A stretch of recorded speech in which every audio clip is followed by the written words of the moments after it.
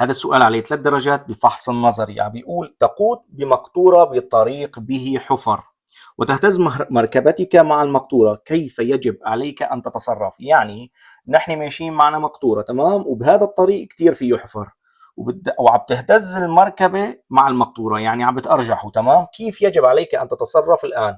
يجب أن أقلل السرعة من أجل تقليل التأرجح، أو أزيد السرعة للحفاظ على تمدد المركبة بالمقطورة، أو أتحرك بالجهة المعاكسة من أجل تقليل التأرجح. راح أعطيكم بعض الثواني لتجاوبوا على هذا السؤال، وبطريقكم يا ريت هيك تعليق لطيف نابع عن ناس محترمين مثلكم، وبطريقكم على زر القلب. يلا يا رب.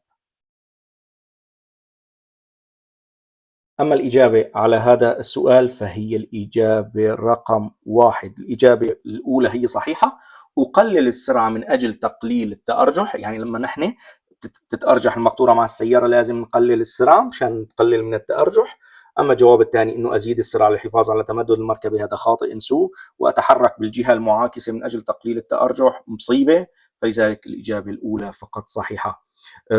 خلي لي قلبكم يا رب. تابعونا بالفيديوهات القادمة وشوفوا الفيديوهات السابقة. كان معكم أنا مدرب سواقة بايرن سالم قاسم. ضلوا بخير وسلامة.